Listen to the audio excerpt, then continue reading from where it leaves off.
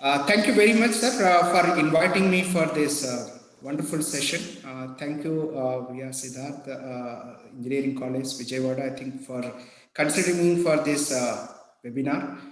Definitely, it is a great honor, and I'm really delighted to have a conversation today on this very important and very futuristic concept inspired to innovate storytelling. So before I start my presentation, what I am going to do is I'm going to share a few aspects of this particular topic, and I'm also going to set the context so that you understand, you appreciate what exactly I'm talking and how we can take this topic to the next level. We will discuss once we are all decided, yes, I think this is the need of our, and we all need to be really take it to heart and consider this topic as a very important topic in the current juncture. So as you all understand that India declared 2010 to 20 as innovation decade. So the good part of this story is this decision is at least during the flag end of our decade, I think we could able to recognize that innovation or design thinking is a very prime important aspect of mainstream engineering education. So the sad part or the concept of the story is we recognize this important during the flag end of the decade. Probably, I think we are almost closing the decade right now, and we are inviting the next decade, 2021 to 30. I think we are going shortly, next 15 days, we are going to invite that. However, nevertheless, we recognize this at least now, and the spirit is on. And I'm sure, I think, with all our cooperation, with all our dedication and seriousness, I think we will take this mission forward for the next decade and make sure that India revives and really prospers in the innovation side on for the in the next decade or so. So just let me set the context. The human brain is very important element of our body, and it is most prominent, and it is one of the best artificial intelligence based product. I think we all recognize this, and for sure the best of the artificial intelligence or neural networking or the kind of machine learning and so on, whatever we are talking among, if you look at the among all the products, human brain comes up the first, right? So if you look at the structure of this human brain, it is very beautifully architected, right? I think if you look at the right side of the brain, it is meant for the ideas, it is meant for the some kind of rejuvenation, it is meant for the art, it is meant for the some kind of creativity, right? The left side of the brain is meant for something like a logical processing, right? The left side of the brain is meant for some kind of analysis, some kind of series of steps and so on. So one of the good students like you, he asked this question in the last session, or I think before last session. If you look at this great structure, where does the innovation fall in? Whether it is in the right side or in the left side? This is a very beautiful question. Then I have to make this contest, and I have to do some kind of research to answer this question. And today I am going to share my answer. I could not able to share in that session, but my answer at this point of time is it doesn't take place neither in the right side nor in the left side, but exactly in the middle of the ground it takes place. Then you might all question me, what is the reason for this? Why do you say like this? So innovation means it requires great ideas which comes from the right side. Innovation also requires a lot of processing, right? I think it requires a series of steps. So it comes up, the analysis and the analytical part comes up from the left side of the brain. So when innovation is taking place, the best of the innovations takes place. So then there would be a constant negotiation between the right side and left side and right side. So the mutual kind of collaboration or mutual communication between these two parts of the brains would go for some time, and finally the innovation takes place. So my answer at this point of time is innovation happens exactly in the middle of the brain, nor in the right side, nor in the left side, right? So if this is the kind of understanding, if this is the kind of constant dialogue between the right side and the left side, then where does this whole process takes place? How does the innovation takes place? So innovation is, let's take innovation is some kind of product. So any product requires some kind of fuel. Where does that fuel comes up, right? This is a very important question. The fuel is nothing but inspiration. So if you look at the inspiration is the fuel and the outcome is the innovation. The inspire to innovate is the journey, right?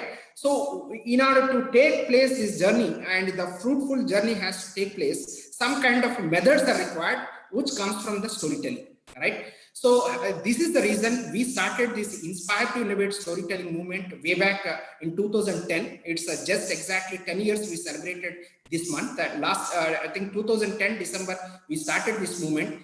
And the idea is very short stories. We are developing a very short stories. Each story contains a little inspiration and a little bit of some kind of idea or a thought. And under the thought, we are doing a small analysis, and together we are packaging as a small story and sending it to students across India, of course, outside India as well, right? So right now, more than 20,000 engineering students across various states are receiving these stories every day, most of the days. I'm not saying every day. And the idea is at least a few of them gets inspired through this process, and some of them would actually capture these ideas to their art, and finally they will actually take those ideas to the next level and see some value can be generated out. Now the next question comes up, where does this innovation really gets sprouted? I think this is a very important question, right? So if innovation takes place in the brain, the inspiration takes place in the heart. So it is a very triangle structure, right? So the right side and the left side and the heart together, the triangle is actually a very important structure in the human body, and these three coexist together, and these three continuously make a dialogue, and finally some kind of value either in the form of product or in the form of service it would take place. So this is the journey. If you take the inspiration comes from the heart, and the innovation the ideas come from the left side, the logical analysis comes from the ideas comes from the right side, and the logical analysis takes place from the left side, and the journey is called the vehicle is called design thinking. So this is the kind of small mapping. Just I want to set the context so that you can actually make a broad picture, the macro picture of how an idea, logical reasoning, and inspiration and design thinking together coexist, right? So it's a very, very important vehicle which we all need to pedal on. Otherwise, the survival of an engineering student in the next decade is going to be a very big question mark. As you know that we are inviting NEP, National Education Policy, and the micro masters are going to play a major role. And the competition is, the next door competition is not just your neighboring college or your neighboring state or so, it is across the world, right? And more the recruitments are becoming a very democratic, right? I think if you look at some of these platforms like a Lead Code and Hacker Earth and Hacker Rank and CodeChef and Codeforce, if you look at a top coder, any of these platforms, they are becoming vibrant, they are becoming global, and they are becoming platforms for recruitment.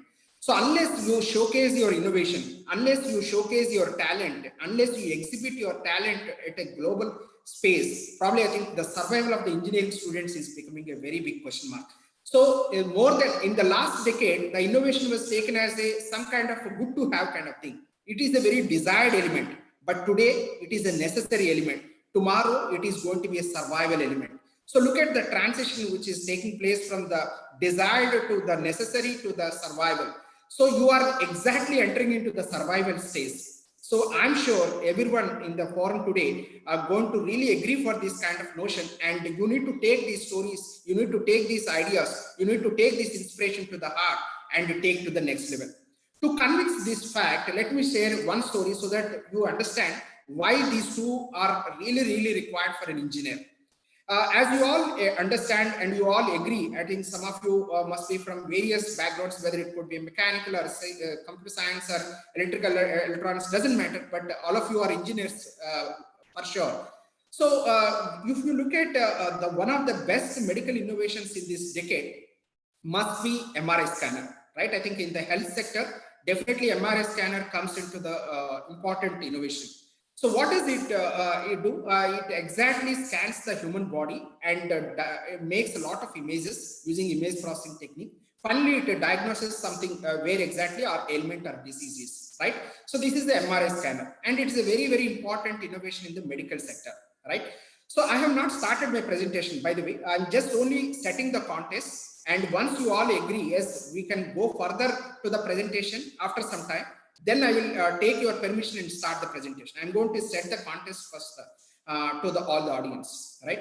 So for sure, MRI scanner is a very, very important innovation in this recent times, right?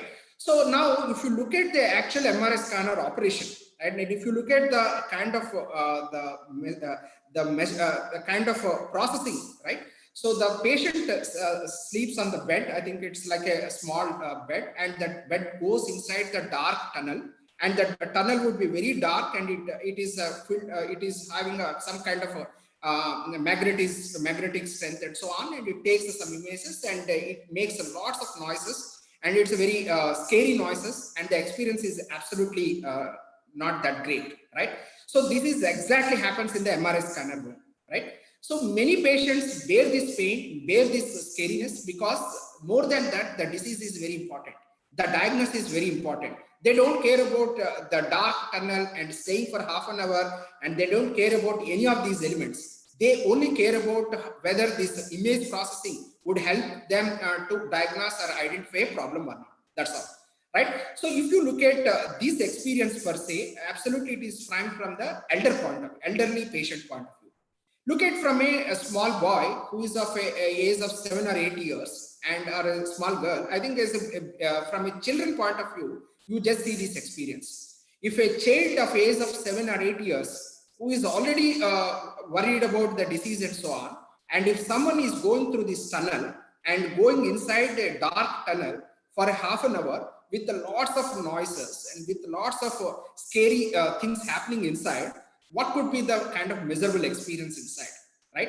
So this is exactly observed by some of these inventors of these MRI scanners, and they understood that I think something has to be done. Of course, this product is not yet launched in India. This experimentation is going on. I'm just sharing out of box how this the renovation or the innovation to the next stage is happening in the MRI scanner. I'm just sharing with you, right?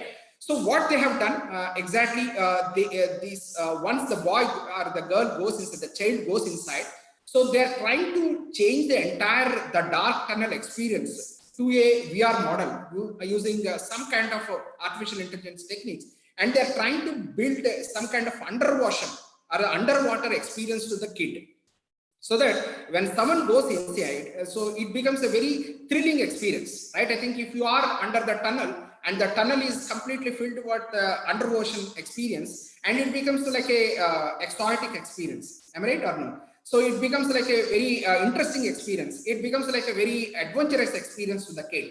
He or she doesn't worry about the disease or the tunnel, or it is a dark, or it is having a lot of sounds. He or she doesn't worry about those elements. He understands, yes, this is an adventurous process, and I'm actually experiencing something new, and they get the thrill, and it becomes a very different experience. So they're trying to bring such a great thing inside this dark tunnel, and they're going to launch the new product altogether, right? So you look at the innovation per se. Innovation per se is not just a diagnosis. Of course, definitely till now, the diagnosis is a very, very important structure, and that has been already done, and that innovation has a very great value in the society, medical society today.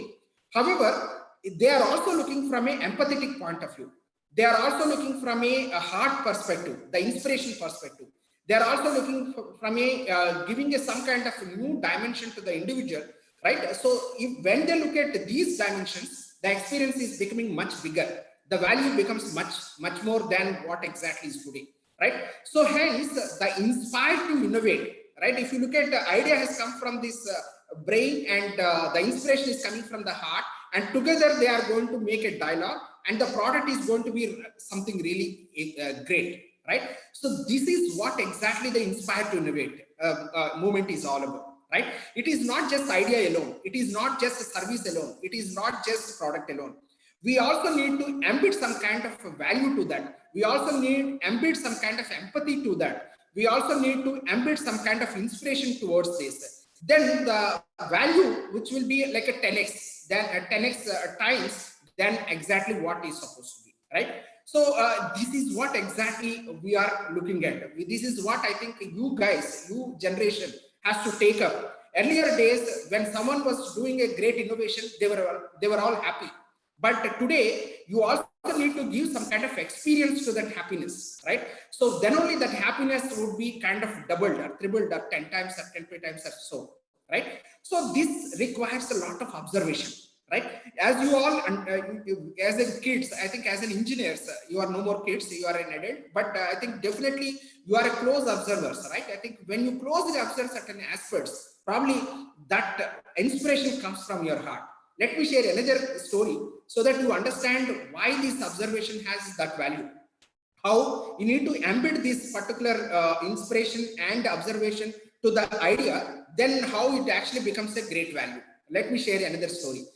This story I heard from Mahendra Rai's vice president shared this in the recent conference. I'm sharing as it is what he was sharing, but it is definitely I think a very important case study everyone should know. So this is a product designed by a detergent company, which they are trying to launch a detergent in a rural market, right? So they understood, they looked at all the current detergent products and they understood the chemical formulas. Everything went well. Absolutely, they did a very wonderful due diligence in terms of chemical engineering process per se, or the kind of a product per se, right? I think the detergent product per se. And they also understood that one of the pain points of this particular detergent today is it is taking half an hour to 45 minutes time for soaking these clothes. I think this is what is the problem, right?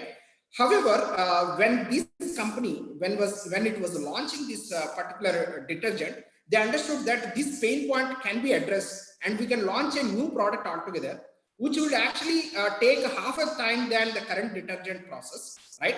So if it is taking 30 minutes, probably if it takes 15 minutes time for soaking, the value can be given back to the customer and the customer would be happy to buy this, and the washing time would be cut down to exactly to the 50%. So everyone will take it positively. This is what they thought. With that assumption, they started their innovation. They started their research, right? I think they were fairly successful in developing another detergent powder without creating any problem to the clothes. I think without damaging any problem to the clothes, they could able to launch a new product altogether, right? And which is taking only exactly 50% of the earlier times. This is what they have already launched in a rural market. And people started buying it. When they campaigned this, obviously there would be some kind of customers and people started buying it, and it was going fairly on. After some time, after 20 days, after 1 month, they observed that the sales started declining. It was a shocking experience to this company. And they're also observing that the repeat customers are not coming up. So suppose I bought a detergent powder last month and I'm not buying this detergent powder again this month. So this particular observation told this company that something went wrong. Then they did not send these engineers of whoever was developing this particular product. They did not send these people to the field. They recruited a new set of designers. They are called design thinkers, right? They are with a lot of creative ideas. Need not be an engineer, need not be a management graduate, but something. They're creative people. They employed few people like this, and they deployed these field design thinkers in the certain rural segments, right? And these design thinkers, instead of talking to the customers, instead of taking the interviews and surveys and so on, they started observing what exactly is happening in this process, right? So it was a very revealing revelation to this particular community. What they found out is whenever these women, right, when they were washing these clothes at a riverside or a bank side or a common well side, they used to keep all these clothes and they used to soak these clothes for half an hour. And together, all these women would sit together and chat for some time. And they make all kinds of discussions, whether it could be politics or neighborhood or any of their family matters and so on. And after half an hour, they go back. Again, they take these soaked clothes and started washing, and they disperse. This is the process they observed. Now, what exactly is the counterproductive product which they launched? With this new product, the soaking time has been completely made 50%. So earlier it was taking 30 minutes, now it is only taking 15 minutes. It means 15 minutes of cultural time. It means 15 minutes of talking time has been reduced for these women. So they started disliking, because this is the only best time. They were enjoying their conversations. They were kind of talking together. They were all assembled, right? I think this is the time they were really happy. So then they thought that this particular product is actually killing our cultural time, and it is killing our relationships. Probably, I think let's go back to the old product, right? See, people were not looking at time as a productivity there. People were looking as a time as some kind of cultural element there. So then these design thinkers told, no, I think we did a gross mistake in this whole process. Instead of killing their time, I think we killed their cultural connect, right? I think this is what we made a mistake, right? So then they went back and they changed their alterations and so on. Anyway, that process was going on, right? So what you also need to understand, or you need to really closely think at this point of time is, the inspiration sometimes comes from the close observations, right? We all need to be very serious about our observations. We all need to serious about some kind of ideation, I think ideas which are coming from this society itself. And we also need to put a lot of logical thinking, a lot of analysis, and then only together we should be able to make some kind of product or service, right? So this is very, very important aspect of the inspire to innovate storytelling movement. And we are trying to inculcate this thought process in a series of stories and ensure that everyone really takes to the heart. Of course, out of 100 people, maybe 2 or 3 people who take it to the heart and take to the next level. That's okay. Innovation only happens in a 2% of the population. Not everyone become a leader, right? Only 1% of the world population is only leaders, right? So same way, I think we have inventors, we have innovators, we have leaders, right? Entrepreneurs, or we have entrepreneurs. So if someone asked this question, I think sometime back, how many jobs are there in this world? My answer was 5 jobs. The first job is inventor, right? The second job is innovator. The third job is entrepreneur. The fourth job is entrepreneur. See the difference. Entrepreneur means EN. Entrepreneurs means IN, right? The fifth job is employee, right? Inventor means something breakthrough idea, which is kind of invented, which was not exist in the before. Innovation means it could be existing idea, but they created value and they created an impact and they created some kind of revenue generation, which is called innovation. Entrepreneurship means they take some kind of business model and get into a market and become a businessman and make money out of it, right? I think someone raised the hand. Is there any problem? Is everything clear? Am I audible?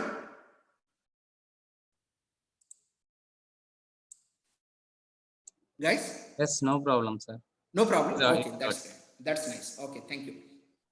So entrepreneurship means someone joins the company but feels like it is my own company, right? See the kind of subtle difference between entrepreneurship and entrepreneurship. Entrepreneurship means one who takes the risk and he creates a company and he launches the company and he goes to the market. Entrepreneurs means he joins an entrepreneur but feels like his own company. So many of the employees, some of the employees could actually become an entrepreneur. Many of them could not able to take that as an entrepreneur. I think they work as an employee. Is the fifth job, right? So entrepreneur versus employee means, entrepreneur means one who takes it as an entrepreneurship, as his own company. Employee means he works for 9 to 5 and he goes out, he takes the money and that's all, his job is done, right? So there are only 2 jobs, permanent job and temporary job. In the permanent job, we have 4 jobs. One is the inventor, second one is the innovator, the third one is the entrepreneur, and the fourth one is entrepreneur. The temporary job is the employee, right? Every 3 years or every 2 years, they have to reskill and they have to change the job because they don't feel like doing for a company. They don't work for a company. They work for the salary, right? So this is what is an exact problem with the mindset problem. Not everyone can become an entrepreneur, right? However, everyone can become an entrepreneur and still they can make the company flourish. and they still make their dedication work for their company as well, right? So this is what you need to really take it to the heart and take to the next level, right? So if this contest setting is really liking you, maybe I would take to my journey, my presentation. So I just want to see a couple of comments and see if is it acceptable to all the students or not.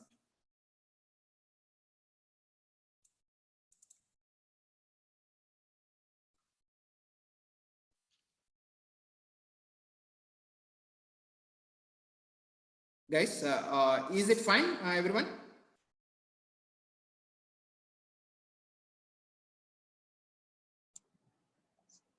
No one raised hand, sir. We can continue. Yeah. Okay. Great. Okay. Fine.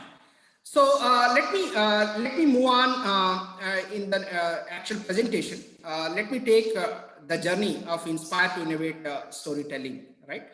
So let me share a story. It is a recent story. This is a real story. It's a fact by one of the final year engineering students of an IIT Kanpur EEE guy. His name is Kartikeya Mangalam. Right. So he was writing this story in one of his blogs, and he was sharing this. It's a very amazing case study. I think every engineer really should inspire hearing this particular story, right? So this boy, as part of his final year project, he was deputed in Geneva for one of the companies, and he completed his final year project in Geneva, and he's returning back to Delhi, right? So he was in a flight, and the flight is moving from Geneva to Russia to India. This is the journey which is taking place, right? So when when this boy was sitting in the plane, and he was in the last row, and 2 rows before, there was a passenger. He is from Switzerland, I guess. So this man is kind of shivering. He was kind of sweating, and he was kind of bewildering, and it was like a foam is also slightly coming out. And this is what is an experience this boy was looking at this. Immediately, the flight attendant came to this man and understood that there is a medical issue with this person, right? So then flight attendant announced in the flight saying that, is there any doctor inside the flight? Right? Yeah. Fortunately, there is one doctor in that flight. He's a Russian. He doesn't know English, but he attended to this man. And he understood that this passenger is having a serious diabetic problem. He's a type 1 diabetic, and insulin has to be injected. This is the exact problem. Since he is a diabetic, type 1 diabetic, he got this diabetic pump, which will be inserted near this stomach, right? I think, unfortunately, while he was going through this security check, right, during the boarding of the flight, he forgot that diabetic pump there, right? And he walked into this, and the flight started, and he left there. Every 1 hour or every 2 hours, the pump actually injects some kind of insulin. This is exactly the problem, right? So the doctor himself is a diabetic person, and he is also carrying some insulin, and he was trying to inject that insulin, at least if it works. Then the passenger told, no, I'm a type 1 diabetic, and this insulin doesn't work for me. It becomes another big issue. Let's not inject that. Passenger clearly told. Then doctor was really struggling. This passenger is also, the diabetic person is also carrying some kind of cartridge, but he doesn't have the syringe to inject. So the doctor took the cartridge, and he was trying to fit that cartridge in his insulin syringe, and he was trying to adjust that, but it is not fitting properly. And he was struggling, and the person was sweating, and it was kind of a very different experience altogether. Then this boy, Kartikeya, who is the final year engineer guy, he is not a doctor. He doesn't know anything. He is a very good at heart. What this boy has done, he went to the doctor and said, my dear sir, can I help you? Doctor said, are you a doctor? He said, no, I'm an engineer. I'm currently studying final year electrical engineering from IIT Kanpur. Right? Then doctor said, how you are going to help me? Because it requires a different experience altogether. No, you are trying to set something, the product, right? Let me try that piece, right? Then the doctor gave that product. So the syringe is something, and the cartridge is something. He is trying to adjust these two. Unfortunately, he looked at very closely the observation, the power of observation, you see. He was closely observing these two, and it is not fitting properly because something is missing in this, right? So then this Kartikeya went to the pilot's cabin, and he went inside and asked the pilot for a Wi-Fi access. Immediately, pilot gave the access. He Googled. He gave the name of this particular product, and he Googled, and he could able to get the design of the product. And when he looked at this particular product and the design, there is a small thing missing in this whole thing. That is spring, right? I think the spring required for this pushing, right, which is what is missing in this whole process. Then Kartikeya immediately went to the pilot's announcement place and asked all the passengers to bring all your ball pens, which are with the springs. I think we'll have the spring ball pens, right? I think. So he could able to collect around 30 to 40 such ball pens, and he deassembled all of them, removed all of them, and finally he could able to get small springs of 30 varieties. This is the kind of beauty. Then he started taking each of these one by one, these small springs, and started fitting them, refitting them. Then finally one particular spring was exactly fitting to this particular cartridge, and he pressed, the insulin was coming out. Immediately he jumped into that doctor's place, and he gave the insulin and immediately injected. After 15-20 minutes, the insulin got adjusted to the body. Finally, after half an hour, he slept, and it was kind of okay. After a few hours, after 6-7 hours, it landed into Delhi airport, and this man could able to walk like any other regular passenger, and he hugged this boy and said, "Are you a doctor?" Then this boy said, "No, I'm a final engineering college graduate. This happened last year only. It is not an old story as well." Then the man really hugged him, and he said, "I have a big restaurant in Switzerland. Anytime you come to Switzerland, think that it is your home, next home. You can always come to my home and you can stay with me, and you saved my life. Though you are not a doctor, you are just a final year engineering graduate, still you could able to save my life." Then the Kartikeya writes in his blog saying that it is really, see, all through he was studying some theoretical understanding. But when this incident happened, he thought something amazing, something really exciting, right? I think he could able to achieve something great. So the knowledge of the theory, which he could able to apply to the real life situation, is what I think really inspired him. Then he said he was writing why he went to Google and why he asked for the design. Then when someone asked this question, this boy responds saying that, no, when I was studying my first year engineering, we used to have this engineering drawing. I used to be very fascinated about this subject. All through I was drawing something, I used to draw all these designs, make logos, and this was kind of very exciting thing for my life. So fortunately, when I looked at this product, immediately I thought, can I open this? Because product I can't open, but design I can see. And see how this whole design refits. This is what exactly inspiration he got at that point of time. See, at that point of time is very, very critical. The moment of inspiration is what I think constant struggle, right? I think unless you constantly apply this thought continuously in your engineering and post-engineering, you would not get that moment of inspiration, right? So to get that one inspiration, you require a constant thought process. That is what is the journey which you all need to really take it. This is exactly happened in February 2018, and every engineer can actually become a doctor. Every engineer can become a something different than what they are today, right? So that kind of ability, that kind of theoretical background which you are all carrying, maybe I think tomorrow these all things can actually become a wonderful experiences for you. Then the question comes up, is it what is really available in our system itself, in education system itself? Because we all come from a different educational background altogether. Till 8th or 9th, I think we were all very thought-provoking, right? I think we used to enjoy a lot, we used to think a lot, we used to dream a lot, and so many things. After some time, we are stuck with something different. I don't want to say anything at this point of time, but I think it is a very common understanding, right? So after that, again, we joined engineering with a lot of aspirations, but somewhere something went wrong. So immediately, I think the thinking process was stopped. And today, again, we are only looking for a campus selection. We are also looking for how to pass this exam, and we will postpone this thinking process to the job level. Once you join a job, I think they will also make you something routine, right? I think you need to earn your bread. So in the process, you will also lose your innovation and ideation and creativity. Together, whole life you would compromise. Again, you will try to experiment with your kids. Again, this routine continues. I think it is not a fair experience, right? To understand this concept, let me share another story so that you appreciate what I'm trying to say. There is a boy, he's a cleaner, he's an aircraft cleaner, right? He works for airport and he used to clean these aircrafts. One day he was into one of the aircrafts and he was cleaning the aircraft inside, right? So then suddenly he could able to see a small book, a very beautiful book with a lot of pictures was lying on a HMA panel, right? So he immediately picked up that book and looked at this title of the book. The book says, it is book like this, and the title is saying like this: a step-by-step approach to run an aircraft. This is what is the book is saying. It is very interesting statement for a 18, 19 years old boy, right? And immediately he got fascinated. Let me see what exactly is there, the next step. Then he opened the first page.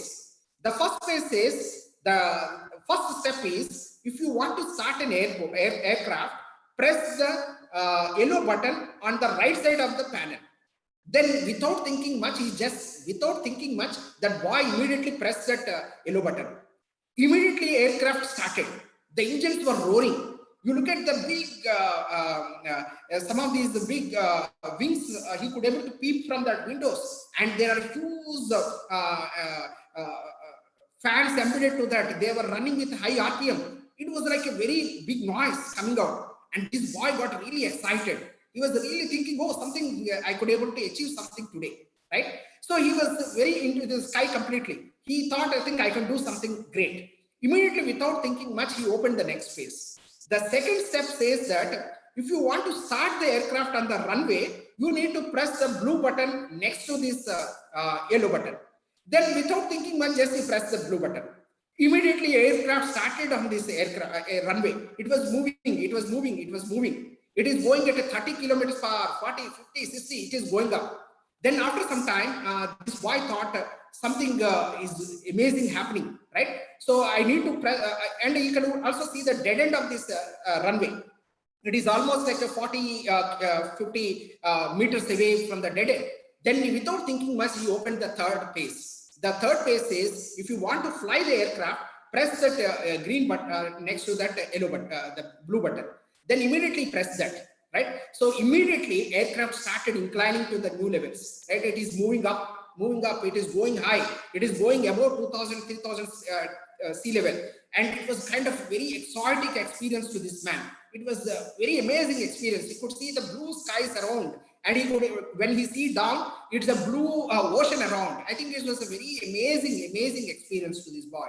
He was going on up and up, and he was roaming, and he was going on. I think it's an autopilot, it is going happily. After some time, this boy thought, let me go back home because I'm done. I could able to experience everything. Let me go back to my airport, and let me go back home and have my food. Then he was almost sure that if he opens the next phase, it would be another step saying that how to land this aircraft again back to the runway. So this is what he was almost thinking about. Then he opened, without thinking much, he opened the next phase. It was a shocking experience to this boy. It was like a shivering, he was sweating, he was bewildering. It was like a completely scary experience. The next phase says, if you want to fly down the aircraft to the airport, please refer to the volume 2 of this book. This is only a volume 1 book. Volume 2, he will have the instruction to how to bring down the aircraft to the airport. So then he was searching all over the places. He went to the cabin place and he was opening all the cupboards. He was opening everything in the cabin, pilot's cabin. He was searching, but he could not able to find that volume 2.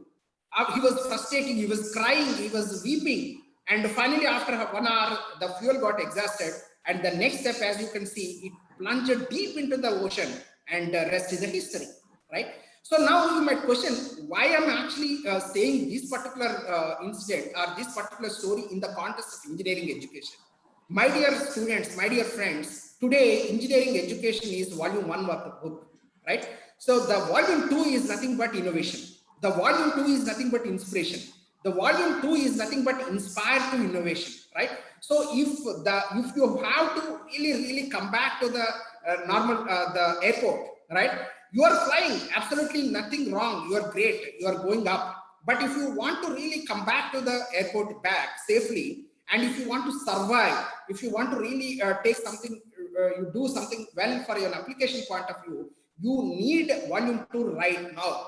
The volume T is nothing but these all the courses which we are talking about. Either it could be a design thinking, or it could be innovation, or it could be creativity.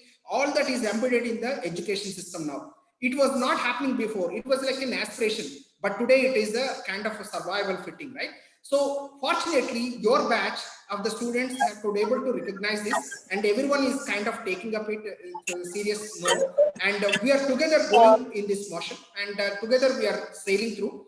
And for sure, if you can able to embed the volume 2 also part of your volume 1, can someone mute please? Yeah. Thank you. Right. So if you can embed the volume 2 also to the part of this one, I think our life is really successful. So for this you require, again, as I told, the inspiration is very, very critical, and it requires a lot more than anything else. The best of the fuels is only inspiration. I'm only talking about inspiration and innovation today because this session is meant for creating a contest in your life itself. The way you look at life, the way you lead your engineering education has to be changed completely ground to the earth level, right? I think so. Look at some of these barriers. When you see, when you hear, when you look at these people, you really get a lot of inspiration. Look at the soldiers of Saichen today, right? So they are guarding of this country at a minus 30 degrees centigrade, and they are standing today. Today, as of now, we are talking yesterday evening. One of my classmates, I think she works as a doctor in Saichen, and she was telling me 2 days back it was almost minus 30. And she covers, she's in the house and she's completely insulated. She feels that, but the soldiers who are there in the ground, I think you can imagine their life, right? So in spite of all that, they are doing something great.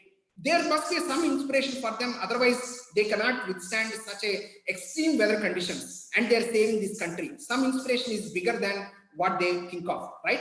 So look at some of these Swachh karmics, and they work for day and night to clean this world, so that you see this world very clean. But behind the bars, behind these the scenic places, there is some kind of hard work, there is some kind of a process, and these are the people really get into some kind of scary work, and they work for you and they clean for you and make sure that everything looks very green, right? Look at some of the coal miners, right? So these guys work in a very dark conditions. Why they are working for a dark conditions? So that they can mine the coal and bring some kind of energy and bring light to you, right? So you are enjoying, all of you are enjoying the lights today, and we are able to talk. This is because of energy. That energy comes from the dark material, which is nothing but a coal. And these guys, the coal miners, have to spend for months together inside these dark tunnels, and they should be able to get this coal and bring it back to you. This is what is an inspiration which you need to see.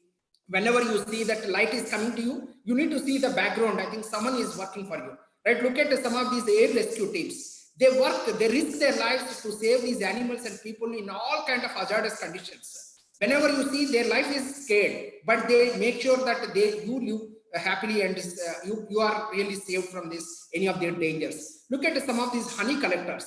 They risk their lives. What is that? Why they are risking their life?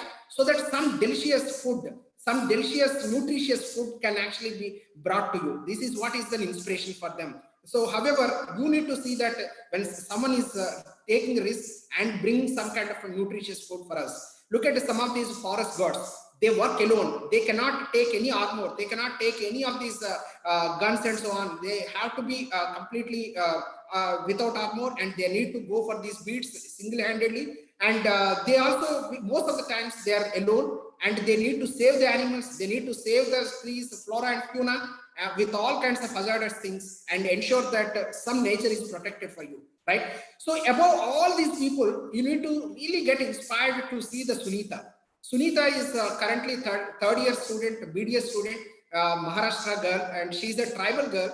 As part of this pandemic, I think all of you, as we are experiencing this online education, and she is also going through online education. Unfortunately, the place where she stays in the tribal hamlet, there is no power, there is no internet. However, the peak of the hill has a little connection. I think Airtel connection is coming up there. So she, her brothers actually constructed a small hut on top of the hillock and ensure that she studies, her continuation, the education is continued, and she really is inspired, see that something can be done with this kind of motivation. When you see these girls, when you see these people, right, I think we get a lot of inspiration. You are all luxurious. I think today, if you are able to talk to me or I am able to talk to you, means we are in a luxury, right? But behind the scenes, I think so many people are working hard. So many people are really struggling hard. I think you need to see all these people and get inspired to do something in your life. If you don't do anything, in spite of all the luxury provided by God to you, I think you are making yourself something wrong, and you are derailing your best of your lives. At this point of time, I'm going to share a small poll, and I just want to ensure that whether all of you are really with me or not. I just want to check what is this poll is all about. In 1960, a researcher named Fully Botnick, right? So Fully Botnick did a wonderful research. I think this is a real-time research, not like a general research. So he asked almost 1,500 people, and what he has done, he asked, what is your life ambition? Do you want to go for something for money, or you want to do something on your own with your lot of passion and so on? And he called all these 1,500 people and ensured that some data is being collected. After calling these 1,500 people, and he collected all the information and ensured that it is being divided into two parts. Most of the statements are, some statements are related to earning money. Some statements are related to living for their passion. This is what he could able to observe. And when he looked at the number of people for this group and this group, 83% of the people are from the group, this one. I think they want to go for money. And 17% of the group is meant for living for their passion. And they want to really prove something which they want to, right? So this is what it is. And this researcher, like unlike our regular research, he waited for almost 20 years. After 20 years, again, he called all these 1,500 people. And interestingly, he found that out of 1,500 people, he could able to see that almost 101 millionaires out of these 1,500, right? 101 people. Now, the question is, I don't know whether you can talk to me, or you can share in the poll or any, I don't know exactly, but yeah, some of you can open your thoughts. Can you tell me how many are from, out of 101, how many are from group 1, which is 83%? How many are from group 2, which is 17%? Group 1 is meant for people living for their money, and group 2 is meant for people living for their passion, right? So, sir, is there any I think these guys can speak. Is it possible?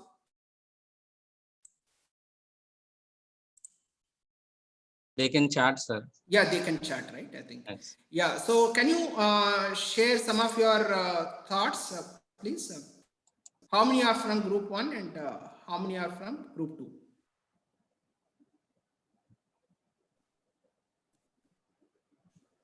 I'm unable to see the chat. Oh, I think not getting that view. you can get it, sir. Are you able to see, sir? Maybe you can share some of the chat news, I think, without wasting time. If Okay. you have some. Okay. Yeah, you can just read out because this piece is missing somewhere.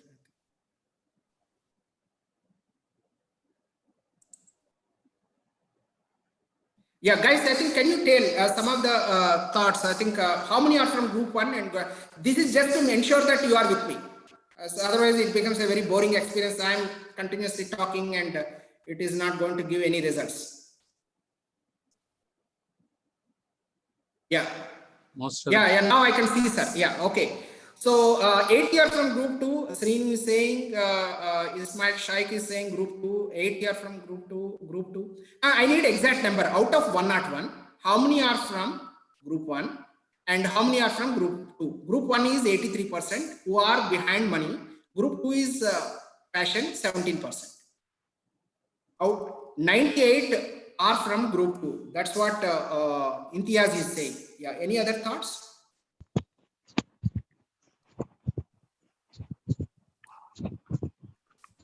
I just want to see a couple of messages so that everybody is with me or not. Are they?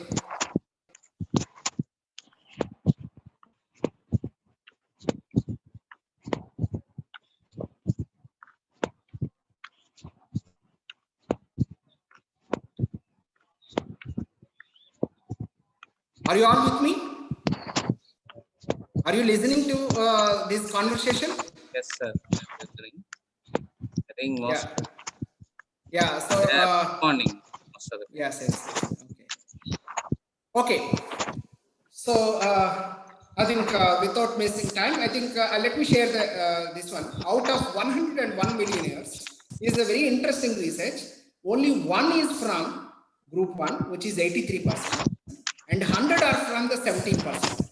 See, sometimes this money becomes a byproduct, right? Not every time money, if you go after money, money would not come to you, right?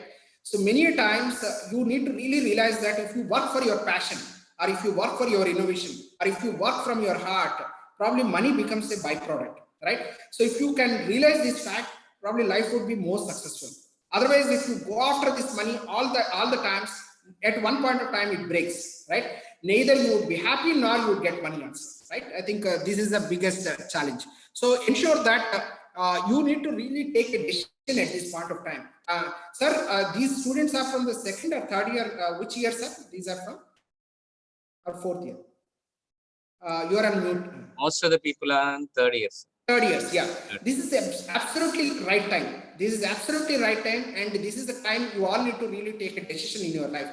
Why you need to take a decision, and the decision is in your hand only. It is not in college hand. It is not in Siddhartha Engineering College hand. It is not with your HOD, or it is not with your faculties, or it is not with your parents. It is not with your siblings. It is not with your friends. It is not with your neighborhood. None of them could, it is not with people like me. I think none of us can do anything except you yourself, right? This is the fact. And just to reiterate this fact, let me share another story so that your thought process really becomes serious now, right? Once there was a saintly person in one of the villages. He used to direct and guide these people around that village, right? A lot of people used to go to this place, and they used to really take advice from this particular saintly person. However, in this particular city, in this particular village, there are two mischief boys.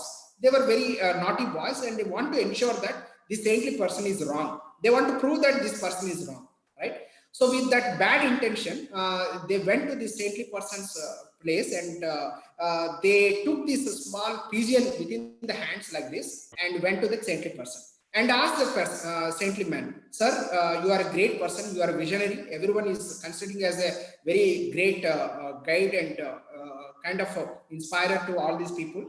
Can you, I'm sure, I think we have a very small clarification required. Can you clarify this? Then the saintly person looked at this boy's eyes. He looked at the cheeks. He also looked at the wrinkles near this place and understood that these guys have come with a ill intention, right? So immediately, what these two people said, asked is, sir, can you tell me the pigeon inside the hands? They covered the entire pigeon. Pigeon inside the hands, is it dead or alive? Saintly person looked at the eyes and said, my dear boys, you are so intelligent. You got a lot of thoughts. You got a very great ideology and all that. I think you are wonderful people, right? No doubt. He did not say any negative words about these boys. I know the exact reason why you came here, right? If I say, right, the pigeon inside is alive, what you do immediately, you crush your hands to the close to the possible and ensure that the pigeon is dead, right? If I say the pigeon inside is dead, immediately you open your hands and ensure that pigeon flies, right? So either way, either this decision or that decision is in your hands, not in my hands, and you would prove me anywhere wrong, right? So hence the intention is missing. The intention is not right, right? My dear friends, why I'm saying this story, very important story, because the decision is at a very right place at right time. Third year is absolutely right time for you. From next year onwards, no more you are a kid, no more you are a student, right? I think you have to live on your own. and no more parents can support you, right? Everything you have to lead your life. The decision is in your hands. Whether you want to open the hands, whether you want to crush the hands is in your hands today. So if you can understand and realize that importance of the timing where you are right now, probably I think the rest of the life decisions would be very fruitful. However, if you take this decision at a negative side today, I'm talking again very at a grave statement, negative side today, probably I think the life decisions would be very unfortunate and kind of unwanted, unwarranted, right? So probably I think beyond that, I don't have any words, but it is going to be the fact. So now some people, I think sometime back when I was talking to some other students, they told, yes, you are talking very nice. They are all looking appealing for sure. But however, our past is different. We have come from different background altogether. We are not coming from a very rich family where we can experiment our life. We are with a different background, with a different noise altogether in our life, right? So it is not really going to set for me. You are talking for some other community. It is not for my particular setting, right? This is what someone told me. Then I was doing a lot of research. Which story really fits in this context? Because this is a problem, genuine problem by that particular person, right? I'm not going to name the person, but I think he has given me a revealing statement. However, some story or some incident which actually exactly fit to this context. I was doing a lot of research and finally I found out this particular story, which is going to really reveal for you, right? So as you all know that Edison is one of the famous inventors of all times today. I think he is one of the greatest inventor or innovator for this century altogether. And he could able to produce more than thousand patents, and he could able to establish one of the best innovative product company, Bell Labs, and it is really flourished and so on, right? Look at Edison's past, right? Edison's past is very dark. Probably I think today you are thinking about Edison's greatness and all that, but some of the incidents you would take, the childhood, everyone knows about it, right? And I don't want to talk about Edison's childhood point of view. However, Edison's entrepreneurial journey, I'll share one incident so that you can imagine at your age also, even if it is a dark past for you, still you can also come out and become something like this, right? One of the times, I think in 1940s, I don't remember exact year, 44 or 45, Edison's Menlo Park research lab was completely burnt off to the ashes. It was actually kind of fire incident and everything went into ashes, right? So that night, Edison's wife and Edison's son and Edison was there in the home and wife was crying, weeping. All our investments went into vain. All our energies went into vain. Everything we invested is completely lost. All our R&D is gone. How we are going to live now? This is what she was weeping for. Son was looking at a father and mother and he was completely dumbstruck. And however, in spite of all this noise in the home, Edison was very composed, very calm, and he slept as usual. Next day morning, Edison woke up and asked the wife to let's go for morning walk. And daily they are supposed to go in one direction to the morning walk, right? However, this time Edison took her to the place where these ashes are there, where these factories completely burnt off, right? Looking into the ashes, looking into the factory is completely down. Again, she was crying and weeping. Oh my God, how do we live now? All our investments went into vain. Then Edison, at this point of time, he told only one single statement. Listen to these words very carefully, right? My dear wife, I love you so much. My dear wife, I love you so much. All my mistakes are burnt into ashes today. Let me start fresh. What did he say? All my mistakes are burnt into ashes today. Let me start fresh. See the kind of statement he made. All my mistakes. So whatever inventions he made, whatever products he made, whatever R&D he could able to develop, all that is what is mistake, he thought. Let me went into ashes and let me start fresh.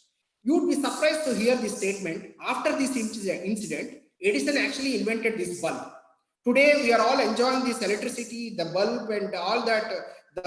Whenever you call about innovation or idea and so on, Edison's bulb will be shown up, right?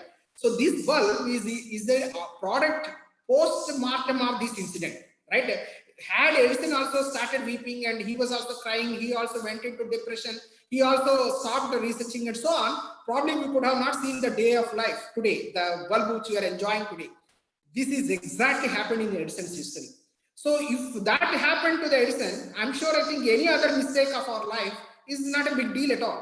Even if you have a past, very dark past, still you can actually make something like this. You erase all those mistakes. I think as you see in the wall, I think you can see the presentation, right? So you erase all your mistakes and let's start fresh right in the third year itself. That is something I think amazing things can happen. Now you would actually make me another question. Okay, sir, that's fine. I erased my past. I'm starting now something new. Then what is the guarantee for success? I put all my energy. Will I be successful or not? This is the question again pops up for you. I'm sure I think everyone would experience this question. For this again, I'll tell you one story so that any thought which I'm telling you today with a story so that it remembers, you can actually take it to the heart, not to the brain, right? So let me tell you another story, the meaning of the success for all of us, right? Many times, I think if someone gets a Amazon package with a 24 lakhs, is it a success? If someone goes for a MS in a Harvard University and doing MS there, is it a success? Or if someone starts a startup and a big investor came in and we could able to make a 100x of whatever the revenue show and finally you are a great man, is it a success? Or if someone became a very big politician and created a huge impact, is it a success? Or if someone created a small product which like a corona vaccine kind of product and he became an overnight success, is it success? So what do you mean by success? This is the question raised by a small boy to a Socrates. As you know that Socrates is one of the great philosophers of all time and is one of the great thinkers of this time, right?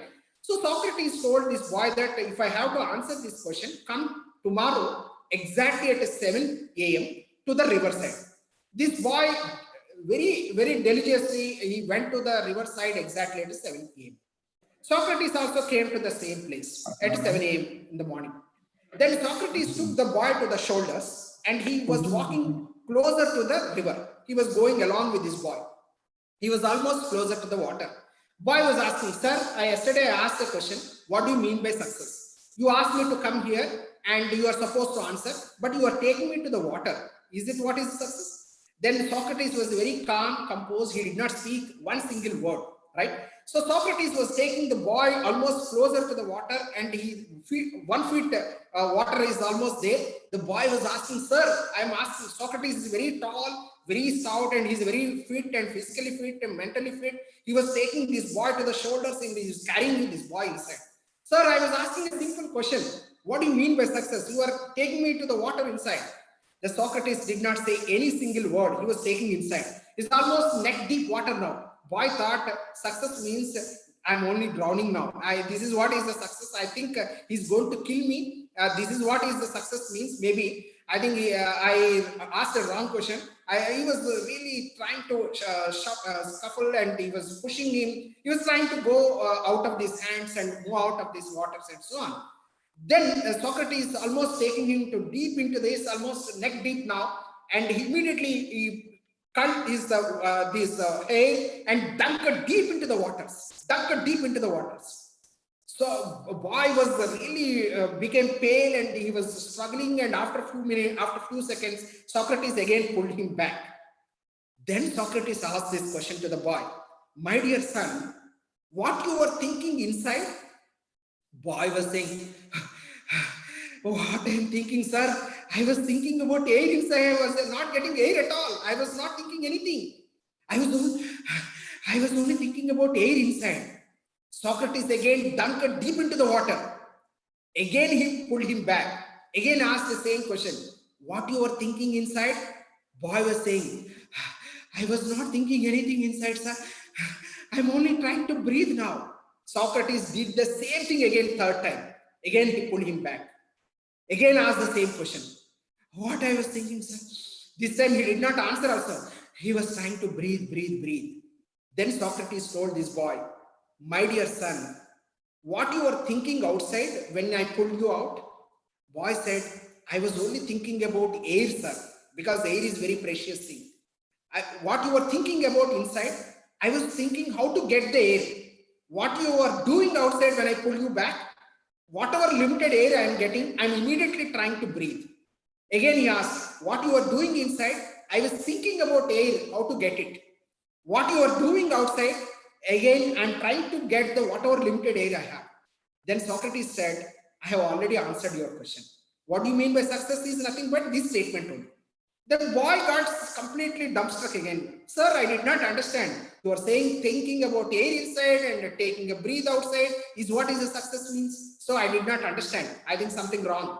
Then the Socrates said, my dear son, the definition of the true definition of the success is think about something, immediately act on that is what is the definition of the success. It is definition of the success means getting a IIT JEE advanced 200 rank is not a success. Or you becoming a millionaire is not a success. You thought something and you exactly acted on that, and you made sure that your efforts are really real, genuine. That means you are already successful. My dear students and friends, what I'm trying to do is, even if you are thinking is right, and if you are not successful, don't worry. The definition of the success is whether you acted or not, whether you could able to really fulfill that aspiration or not. I think as you see in the Arjuna's case, he was asking this question to the Lord Krishna in the war field, right? I think then Krishna was telling to Arjuna, Karmanyevadhikaraste ma phaleshu kadachana ma karma phalaheturbhur mato sangosma akarmani. Means the genuine success is, you think of success means I am going to take. You are not the doer. You can't enjoy the results. Even if they are great results, is not because of your efforts. All is because of my own efforts, right? So you need to understand the spirit of this particular verse, right? So you make sure that you give a best possible efforts, and ensure that you do your due diligence, and you do your work, hard work, and whether outcomes comes or not doesn't matter, but you need to start right now. If you don't start now, probably I think the history is not going to really is not going to appreciate you for your past. For sure, I think if you have to have at least internal appreciation, the heartful appreciation from your own conscience or your own consciousness, for sure you need to make sure that effort really goes up. Let me share another important innovation made by one of my friends. His name is Anshu Gupta. When I tell this story, I think probably you understand sometimes great products are not innovations. Sometimes a simple service or simple ideology can also make a big impact. As you see that Anshu Gupta is one of the important players in the social enterprise side in India today. As you know that in 2015, Anshu Gupta received Asia's Nobel Prize, which is the Raman Magsaysay Award, right? I think he was awarded 2015 Raman Magsaysay Award for one of the social impact movement he has created in the form of Gunj, right? So Gunj is the organization which he started. However, before this Gunj taken place and before it really expanded so big, let me share one incident, what was the inspiration behind Anshu's life. Anshu passed out of one of the flashy management colleges, right? And he was earning in those days, 20 years back, I'm talking about 25 years back, he was earning a huge amount. I think in the current contest, maybe 30-40 lakhs per year kind of package he's supposed to be, right? So life was going very well, and things are very positive. He got married and he got a kid. Mother is staying with him, and everything was going fine, right? So this is the time when life was going very smooth. One incident took place during that contest. When he was walking on the old Delhi road, suddenly a rickshaw was passing by. When he looked at the rickshaw like this, immediately he could able to see that at the back of the rickshaw, it is written like this: we collect dead bodies. It's a very interesting, very different statement altogether. Although when you see dead bodies means my last journey, the mortuary vans or any of these medical vans or ambulances or so, but you never heard, or I never heard the rickshaw saying that we collect dead bodies. Then Anshu immediately stopped there and called that rickshaw puller and asked this man, what do you mean by collecting these dead bodies? Then the rickshaw puller said, my dear sir, my hobby, my passion, my livelihood is to collect the dead bodies. And these are the dead bodies of orphans or abandoned people or leftover people. And I take these bodies and take to the cremation ground and cremate them. This is what is my job is all about. I'm not doing for a livelihood. Of course, it is a livelihood for me. However, I'm doing for my heart. I'm really passionate about doing this work because this is some service nobody really wanted that, right?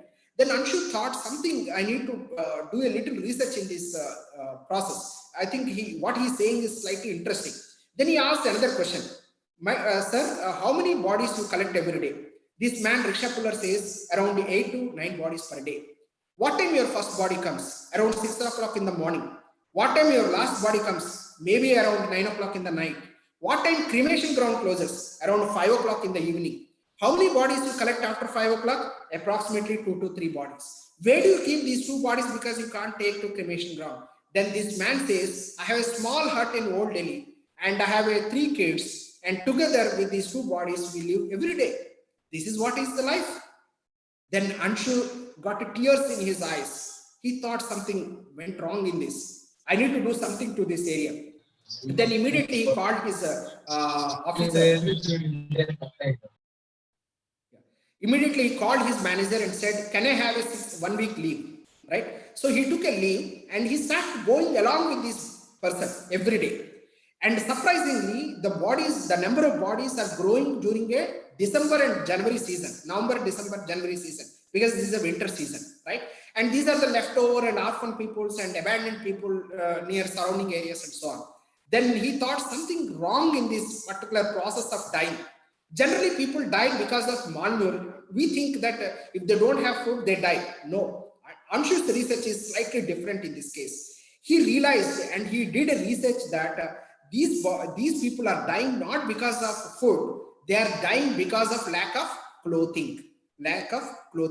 Then he realized that if I give clothing to these people, probably they would survive. Then what he has done, immediately he asked his wife, can you work? I'm going to resign my job. It was a big job for him that time, right? The wife is just a small graduate and she has to work for a front office and she has to earn little amount. However, she immediately graciously accepted this proposal and she started working for family. And this man resigned and started going all over the places and started collecting these old clothes and started distributing these old clothes to the people. Then he found that there is something wrong in this one incident. One person, when he was giving these old clothes, he realized that person was not accepting the clothes. It was a slap on his face, right? So then why you are not accepting? I'm giving you clothes. You don't have clothes at all. Then that man said, I am not a beggar. I'm only poor. Means see the self-esteem here. I'm not a beggar. I'm only a poor. I can't accept clothes like this. Then Anshu got a big slap on his face. It's not a real slap, but it is a virtual slap. I think something wrong I'm doing in my journey. I'm actually I'm thinking that I'm doing a service, but these guys are on a counter. These guys are thinking differently altogether. Something wrong. What I should do now? Then he realized this and finally understood that he has to do a small he has to start a small enterprise and start selling these clothes for affordable prices, right? Yeah, so affordable price. So then what he has done, he immediately changed this company to a Gunj and started making a small refurbishment to these clothes. Then he employed a few people and started tearing up these old clothes, whatever he collected, and started restitching them differently with a different look. I think sometimes you see these jeans with all these stripes and there are threads throwing off here and there, and there are so many cuttings and that. I think these are all Anshu's innovations, right? He reinvested the energies into a new look of old clothes and started selling each cloth for 3 rupees, 4 rupees, like that. People were mad rush buying these clothes. Oh my God, I'm buying something, but for affordable price. 3 rupees is nothing for even for a beggar. So he can actually happily buy and wear. So it is something which he bought. The self-esteem is restored. The self-esteem is kind of upheld, right? So then he thought, I think this is the way the social enterprise has to run. And he started making impact bigger and bigger. And he could able to expand to the very high levels. And after some time, he started with a bamboo bridges in the northeast, and he was going to the many places in the Nepal and so on, and it was kind of expanded. Today, I think Gunj received the Asia's Nobel Prize just because, Anshu received because he could able to create such a big impact, such a huge impact, right? This is the time, I think 2 years back, I met Anshu in one of the conferences in Hubballi in Dharwad, right? I was asking, so I've been telling about your story to some of the students, very inspiring, and it is inspiring at least to me. I'm also sharing to my students and to the communities. Can you tell me how much revenue you made in last 20-25 years? He just smiled and laughed. No, nothing like that. Then I asked, is it like a 100 crore revenue impact? He said, maybe. So sometimes money is the byproduct, or money is the impact, the brand value which he could able to create is something amazing, right? So sometimes if you start with a small thought like this, what Anshu has done, maybe it can go up to the level of Gunj, right? Who knows? But the intention should be right, and the inspiration should come in. The idea should be very impactful and very thought-provoking. Probably the impact is something byproduct. Look at this man. I think everyone must be knowing about this man, right? I think Dasarath Manji. Dasarath Manji is considered to be one of the important person in Bihar today, right? He is called as the mountain man of India. And on his name, some movie has also come in, and maybe some of you might have seen this movie and so on. Dasarath Manji is a laborer, right? I think you know that he was coming from a very humble background, and his wife was working as a laborer, he was working, and they don't have any resources. He was only holding one chisel and one hammer and one crowbar. That's all he has, the assets which he created. When he was working on the hillside, Dasarath Manji lives in a place called Gulmahar, and it is a part of Gaya district in Bihar. And the Gulmahar village is backside of the huge hill. Suppose if the villagers have to go to a hospital, they have to go around this hill and reach to the other side of the village, other side of the hill. It takes almost 54 kilometers to go around about this hill and reach that nearest healthcare center. So one day when Dasarath was actually working on this hill, and Rabri Devi, his wife, was bringing some food for him, she fell down. That is the time she was pregnant as well. And immediately she was taken all through these 50 kilometers. By the time she reached, they could not able to save her. Then immediately Dasarath Manji told, I think it happened to me, this incident happened to me. No other villager should able to affect like what happened to my life, right? With that intention, immediately he started hitting that hill. People thought after wife's demise, maybe this man became depressed, or he is working differently, or he is fighting with the hill itself. I think people thought, some people gave some little food, and some people were laughing, some people were giving whatever small help required. I think everything was going on, but this man did nothing deter, nothing made him deter. He was constantly hitting. You would be surprised, he was hitting not for 1 year, not for 2 years, not for 5 years, not for 10 years, not for 15 years, not for 20 years. He was hitting for 22 long years continuously. And after some time, he could able to make 300 feet long with a 36 feet wide. That is the road he could able to make, right? Today, I think on his name in 2005, he died because of cancer. And today, I think still we are remembering this mountain man of India, because the people of Gulmahar can actually reach to a nearest healthcare center, just it is a 5 kilometers now. Earlier, it was 54 kilometers. Because of these passages in the hillock, I think they could able to reach to the 5 kilometers.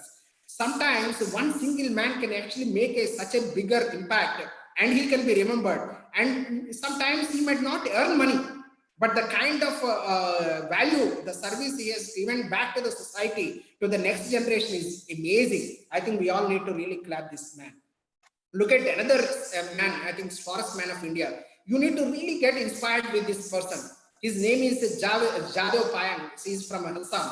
In 1979, Assam was struck with this huge flood. Brahmaputra was going beyond the leaps and bounds. It washed out the entire Assam during those days, right? So all the natural flora and fauna was completely washed out. Bamboos were completely crushed out, and the trees were fallen down. It was kind of a completely unwarranted situation, right? However, after seeing all that, there were so many sandbars, and these snakes were displaced, and this Jadhav was really depressed. He was kind of disheartened with the situation. That is the time Assam government announced a plantation program, a 5-year contract plantation program, and people can join and do a plantation again. And Jadhav Payang, by heart, he has chosen that profession and went with this project, and he started planting. After 5 years, the contract got cancelled. However, Jadhav Payang did not stop the work there. Nobody could able to support him also, financially also. He was only doing small the dairy work, and he has a small dairy and he was running that, but still he was planting and pouring water single-handedly. He was doing. He did not do it only for 5 years, not 10 years, not 15 years, not 20 years, not 25 years. He did it continuously for 30 years, 3 decades continuously by one single man. You can imagine what kind of determination, what kind of service attitude these boys are having, these people are having. 30 years continuously he was doing, and finally you could see that today that particular place is almost 1365 acres man-made forest.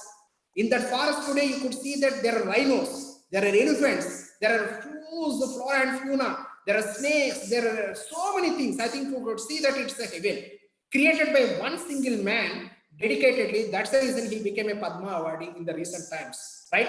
Sometimes the inspiration comes from some of these havocs happen in our disasters happen in our life, but still you take it as a real big inspiration and you can take it as a movement itself. Whenever you see some of these inspiring people, I think the heart really blows. I think heart really blossoms, right? Look at the Sachin, right? When Sachin was playing, Sehwag was only 10 years old. When Sachin was making a first debut, I think Sehwag was 10 years old. Mr. Vijay was 5 years old. Oza was 3 years old. Raina was 2 years old. Pujara was 1 year old. Kohli was not born at all. See the age difference. When Sachin was making his first debut, Kohli was not born. And to see the generations, still Sachin is playing with all these people. Then someone questioned, what is Sachin playing? Is the answer is cricket? No. If it is a cricket, probably he would have not survived after two levels itself, right? Since he is playing with the commitment, probably I think he could able to see that Kohli, who was not born, still playing along with him. Sometimes you need to really understood that many times we think we are playing for something or we are doing for something, but no, we are playing with the commitment. When someone is playing with the commitment, things can go to this extent of what we have seen in the Sachin's case. You see the Hua is not having any body at all. His body is completely crippled. She is a half legs. There are no legs, no hands. She's orphan, and she lives with the 130 people and 130 orphan people. And she works for 24/7. She only naps. She never sleeps at all. And 24/7, 365 days, I think continuously, this lady is working and ensuring that these kids are saved. Still, I think the inspiration is something I need to do for these kids, right? Look at some of the other people who have done something really amazing. So, for example, if you look at the Bill Gates, he was saying in one of the contests, my classmate is the topper in my class and he works for Microsoft. You can imagine the statement what he made. Abraham Lincoln was teaching swoosh, and Rajnikant was a conductor. Oberoi was a simple clerk in some of his hotels, and you could see the chain. And Dhirubhai Ambani were working with a petrol pump, and he was a clerk there. And Sachin Tendulkar failed in 10th class. Rahman was dropped out, and you could see the kind of amazing music he has brought in. And Shah Rukh Khan was sleeping on these parks. Every day he used to borrow 20 rupees for survival. And Messi was serving a tea to support his football training. Life is not about finding yourself. Life is about creating yourself. Something if you can take this statement to the heart, you could actually see something amazing. Look at some other people. Albert Einstein is an ordinary patent clerk, but he became a world famous scientist, right? Abraham Lincoln, he is a poor postman's son, but he became a president of America. Golda Meir is an average school teacher, became a prime minister of Israel. Roosevelt is a sick and both legs paralyzed, but became a president of America. Right? Homer is a blind, became a great Greek writer. See the contradictory, what he was or what she was versus what they became. You look at Helen Keller, right? Deaf, dumb, and blind. I think completely nothing is there, but became a renowned writer. Look at Demosthenes, nervous stammerer, right? I think he cannot speak well, but he became one of the brightest, greatest Greek orator for all the times. Beethoven, deaf, he never heard about his own music because he's a deaf. One day when Beethoven was giving a kind of a seminar, the music concert, everyone I think was listening to his concert, and Beatles team was packing up the stuff, and Beethoven was down and he was packing up. And after that, there was a huge ovation, standing ovation for this music. Beethoven was unable to hear the claps also because he was a deaf guy. So then the other Beatles friends were saying, no, see, they are giving a standing ovation to you. Then he realized the potential for him, right? Sometimes you never hear what your potential is about, but whole world can recognize it. This is what has happened in a Beethoven case. Thomas Edison, as we discussed, is a matriculate but became a greatest inventor. Look at some Indian contests. Oberoi is a simple clerk, became one of the best chain hotels head. I think Oberoi hotels you can see. K.K. Patel is an ordinary farmer's son, but he has created one of the finest detergent product, washing powder Nirma, right? I think he used to sell it on the cycle, right? On a single handle, one by one. Today it is more than 1,200 crores brand, and the Nirma University, I think, is one of the big case studies in the management philosophy. Topi Wala is a very interesting case study. He was only matriculate and having only 100 rupees in his hand. So that time, what to do? Then those days, I think you look at older women or the girls used to keep the tilak. Tilak used to be like a very liquid tilak. They used to keep it. Whenever there used to be sweat, and this tilak goes here and there, right? I think that was a contest. Then immediately this man thought, this is an opportunity. I think I need to do something for this. What this man has created, he created a stickers.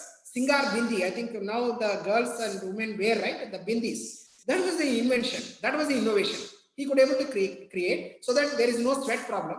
And today that bindi became a huge revenue. I think more than 5 crores per year, the revenue itself. Malti Holla, polio stricken, but 150 gold medals. And Sharath Kumar Dikshit, very interesting. He doesn't have body at all. 2 heart attacks, crippled the lower side of the body, and the complete vocal cords were removed. But being a doctor, he performed 45,000 surgeries free of cost. See, he doesn't have body one side, and he could able to save 45,000 people. Look at Janaki, both legs polio, but famous swimmer, Oxford records. I think some of these people really amazing. Look at our genius, mathematical genius, Ramanujan. In 1907, this was have taken from Hindu paper. I think maybe a few years back, this mark sheet has come in. I just thought it would be very interesting for some of the students. If you look at the intermediate marks of Ramanujan, English, he got only 38 out of 70 marks. Pass mark is 70 out of 238. Sanskrit only 34. Mathematics, even he is a mathematician, one of the greatest, finest mathematicians which ever born on this earth today, still he got only 85 marks out of 150, right? Physiology 0 and history 0. However, we could not able to recognize him. We could not able to give him a degree. This man was recognized by Hardy in UK, and those days I think he went out and the whole world was shown Ramanujan just because someone else recognition. Sometimes you don't know your potential. You must be only looking at your marks, your credits, your neighbor, your campus selection, your problems and all that. Maybe you are ignoring your inner potential. Maybe sometimes you require some mentor who can actually call out some of your intelligence and some of your best talents, and who knows, you can actually become something like this. Look at some other few people like this, right? So this is, and again, I'm going to tell the story, you need to tell the product so that you are with me or not. I just want to check.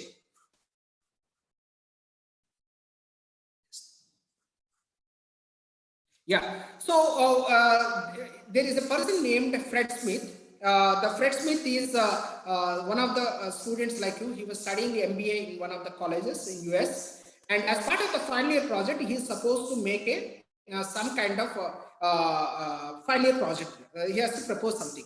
Everyone was giving their project titles, and this man also gave the project title. He was studying MBA, and the project title he took is overnight courier, overnight private based courier. Those days, courier means postal services, government postal services, US postal services. Right? This man, when he told overnight private courier, then immediately everybody laughed. When postal service exists, how could you say a private courier works? This is not a right proposal. Then professor also told same thing. No, no, no, it doesn't work at all. However, this man said, no, no, I'm going with this project only. Right? Professor said, maybe you might fail. But he said, no, doesn't matter. I'm going ahead. You know what? This man, after so many years, he created that project. He made sure that that project converted to a wonderful company. And today, this became one of the world's largest private courier company, which is nothing but FedEx. The FedEx is started by Fred Smith, and today it came out of a one final project and became something like this, very big. Look at another simple idea how it became a wonderful product. Arthur Fry, he is a bathroom singer. He is not a great musician, right? Whenever he used to take bath, he used to sing, right? Then he used to take a paper inside the bathroom and he used to read it. But however, whenever the water is taking showers, the water gets sprinkled, right? I think this becomes, the paper gets wet. Then he thought something I need to do with this. What he has done, he took a little gum and pasted on top of this paper and pasted to the wall. Then the sprinkling was, the water was, it is not becoming wet, and he could able to read, and I think it's like a parallel process, right? So then he thought the same problem must be exist all over the world. Why not I convert this idea to a product? You would be surprised, the paste it, the green color paste it, which we all paste it on your desks and so on, right? It is a product of Arthur Fry, and it is a 3M patent now. And for every product which you buy, he gets some kind of revenue, right? A royalty. Sometimes the very simple thoughts can actually become something like this. Look at this man. Bill Bowman is a biology teacher, but he is not passionate about teaching. He is more passionate about training. He is more passionate about the sports and so on. Over a period of time, he became a great coach. He became a great innovator. He became a great inventor. He became a great brand builder.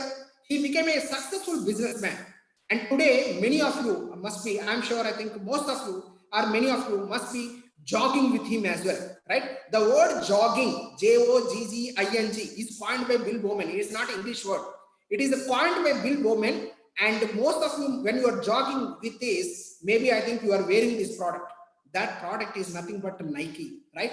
So Bill Bowman, a biology teacher, could able to develop such a great product. Why not you? I think it can happen to you as well. Look at this man. He lost his job, right? Got defeated for legislator, started a business and failed, right? Wife died of fatal disease, right? Experienced a nervous breakdown.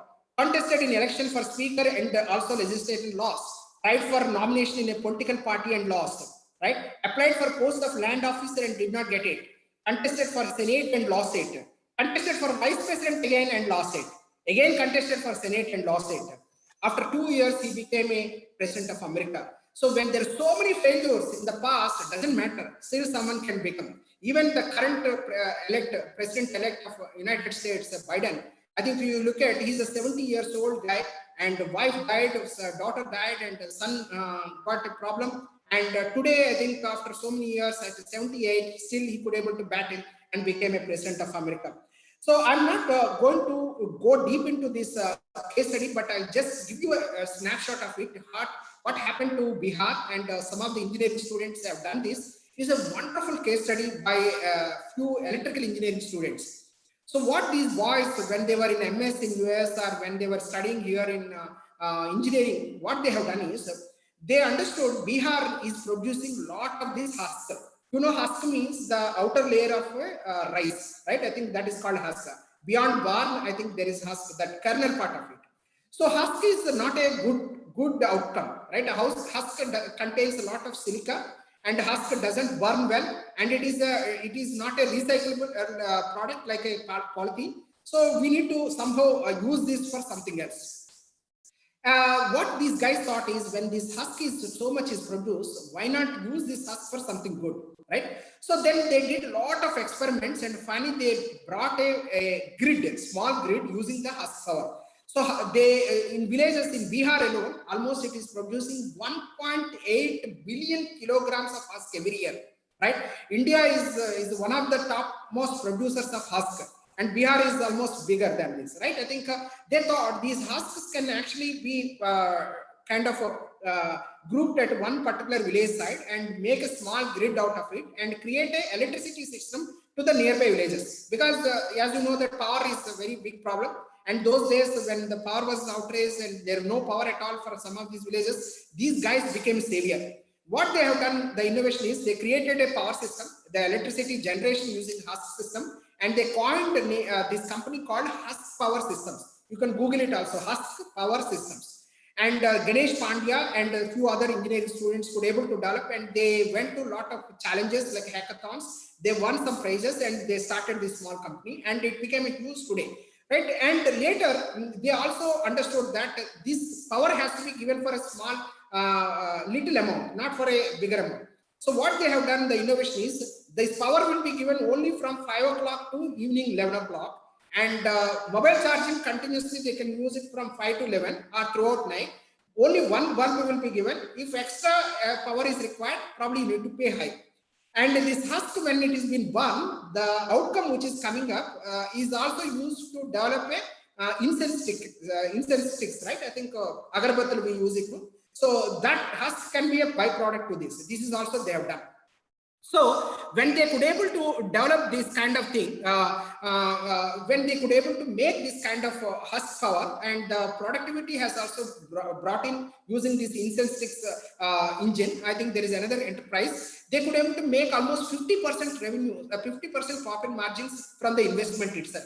So then it became a huge product, and today Husk Power Systems is going beyond the ideas of not just Husk alone, I think beyond that, and they are making wonderful products. Look at some other examples so that you can imagine, you can see this. I'm not going to talk about this at this point of time, because we have only 15 minutes time. As you know that creativity is not innovation. Creativity is an act, or creativity is something like the ingenuity of your own imagination, the idea, which comes from your right brain. And sometimes I think some of these people's arts, you can see that the Shashank Patnaik, I think, who is sand culture from Puri, right, and the land of Puri, Jagannath, he was doing wonderful creations, wonderful sand sculptures he's making. So he's a creative person. Innovation is something is slightly different than creativity. Thinking new things is called creativity, and developing new ideas, developing new products is called innovation. Doing new things is called innovation. Finally, when you club these both of them, that becomes a some kind of entrepreneurship.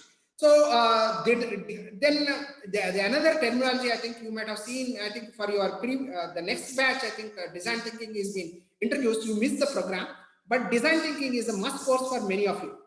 The design thinking is the vehicle to carry this creativity and innovation to the entrepreneurship. That is how you can see. The experience which you will do or you make for this journey is called design thinking. It's a mindset. It is not a tool, or it is not a process. It is an approach. It is a kind of creating some kind of a new mindset altogether, right? I think these are the three things I think you can see. There are few stories I don't want to share at this stage. You can go to YouTube and you can type Ravi Saripalli, and my channel is there. I think some of these stories are kept in there, so you can listen to them whenever you have free time. I'm just going to share a couple of case studies, and then I think we'll open for a small discussion. The first case study is again made based out of rural Rajasthan and Gujarat, and it's a wonderful case study for mechanical engineers or for chemical engineers, or for that matter any engineering student. And unfortunately or fortunately, it is not done by our students. It is done by one US guy. One US student has come to final year project in this particular area, and he developed this. And it is a wonderful product. I think you should listen to this case study very well. Accessing a clean water is a big challenge in rural India. Even today, I think that's a challenge, everybody agrees.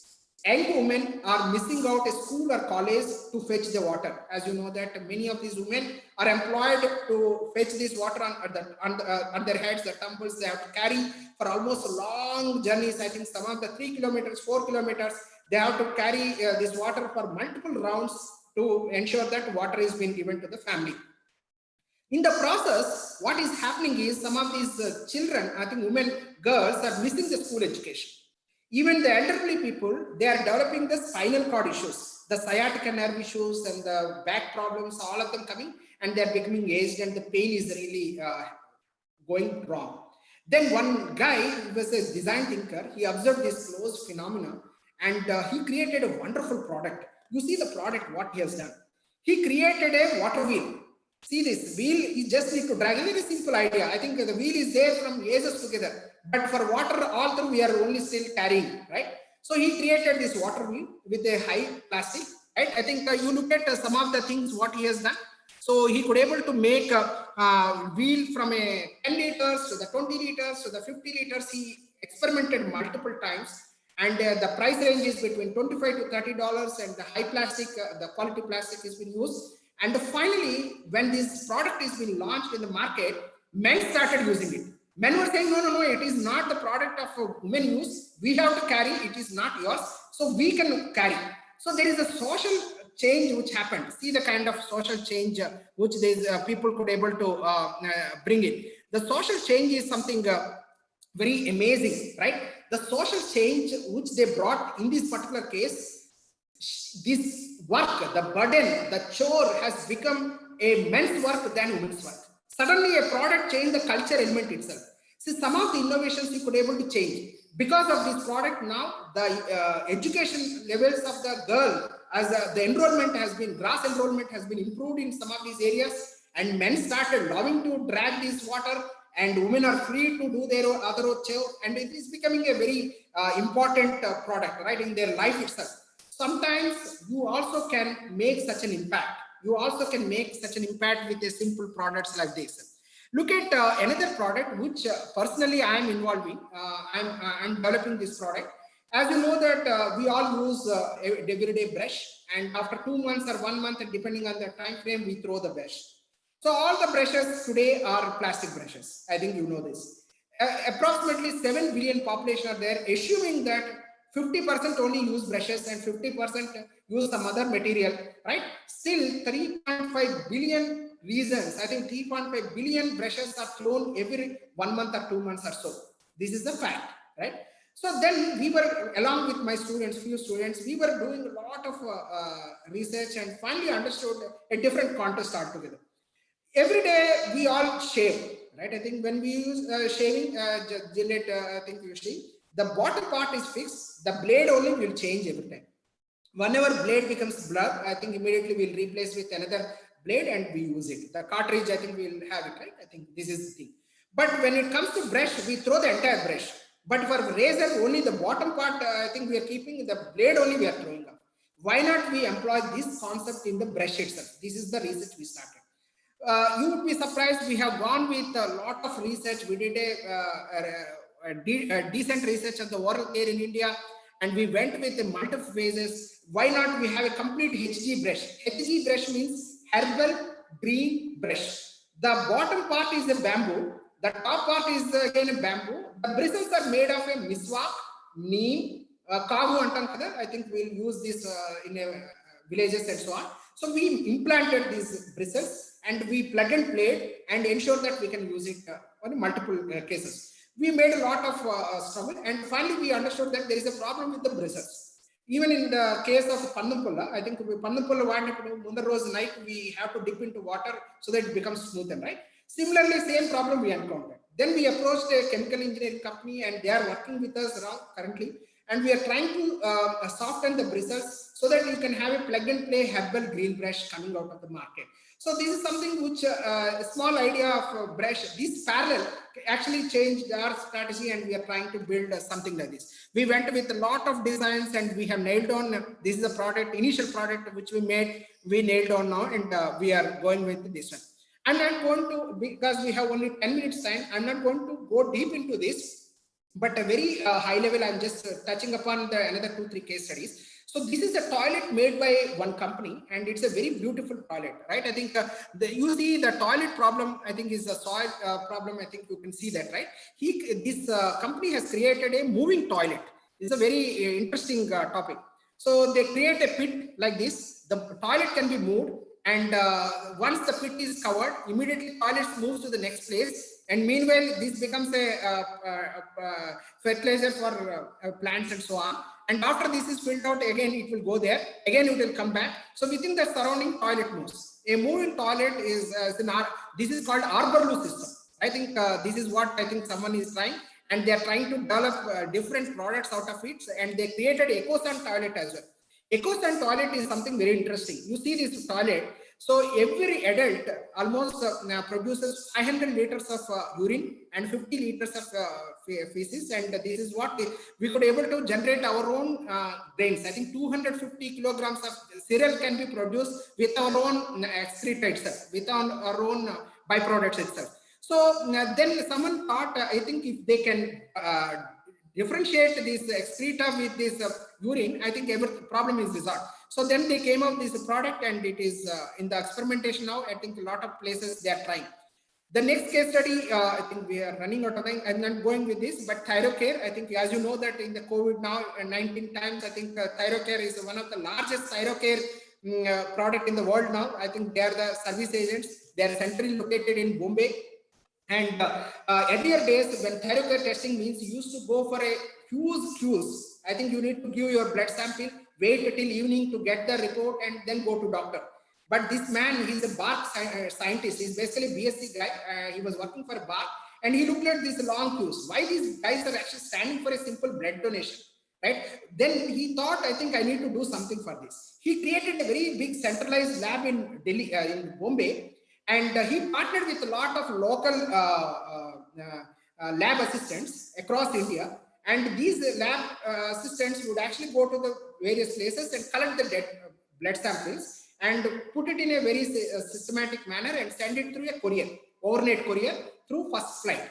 Then this company receives in the Bombay, and that night itself it will process that blood sample and sends the reports back through email, and the report will be delivered to the customer.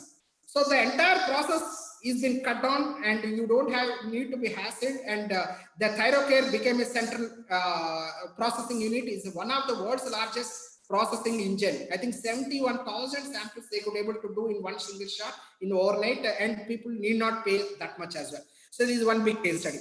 Another case study, again, I'm advisor to this company, iNot Power Systems. They developed energy product where sitting in the room itself, if you have internet, you can control the entire street lights or the entire community. In the APSCB or the electricity board can actually sit in the home and they can dim it. In the evening 5 o'clock, you have to switch on your street lights. You switch on in the web itself, and you can dim it during 5 to 6 p.m. because the light is still outside there. At 6 o'clock, you can increase the intensity. At 5 o'clock in the morning, again, you can dim it. At 6 o'clock in the morning, you can switch off. If someone is having a theft, someplace having a power theft, you can detect that. So the whole system can be completely automated, and we filed a patent. And unfortunately, we could not able to make huge business out of it, but it's one of the wonderful products we could able to develop in this process. So what we have only 5 minutes time. What I'm going to do now is, so if some of the people, I think I'll just.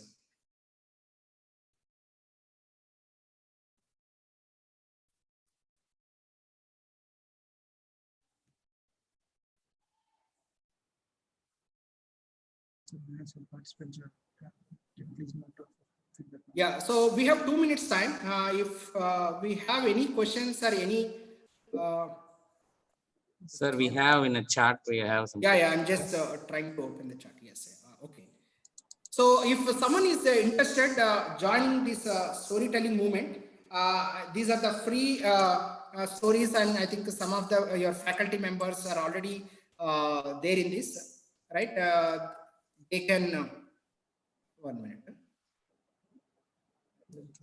They are also receiving through my WhatsApp and through my blog and so on. Someone can join this chat box, and a lot of college engineering students are already there in this. Every day I'm writing a small story using some ideas like this and collecting a lot of analysis and creating small story out of it and sending through WhatsApp chat and through Telegram chat. Maybe you can join if you are interested, or otherwise my blog is also there. You can also access to my blog. I'm just sharing all my resources, so you can use it. If you have any questions at this point of time, we have few minutes time. Probably I think some of you can. So we have first question from, Yeah. what is the difference between entrepreneur and entrepreneur? Yeah. So the entrepreneurship means someone risks and he takes an idea and he takes it to the market, and he really becomes a custodian of that idea, and he ensures that he takes the risk of it, and he ensures that the product or service is delivered. Entrepreneur means he is not an investor. He is only employee, but he joins the company and becomes like an entrepreneur. So for example, I am the director, Center for Innovation and Incubation, Gayatri Vijayawada College of Engineering. Well, maybe I think myself that I am not an employee of Gayatri Vijayawada. I think myself that I am an entrepreneur of Gayatri Vijayawada, because I want this product or this service has to grow very big. Whether it gives me a salary or whether it gives me revenue, doesn't matter, right? Sometimes entrepreneurs only are limited to salary, but still, in the thinking perspective, they think beyond consumption. They ensure that the company really flourishes, right? So that is the fundamental difference between entrepreneurship and entrepreneurship. Hope it clarifies.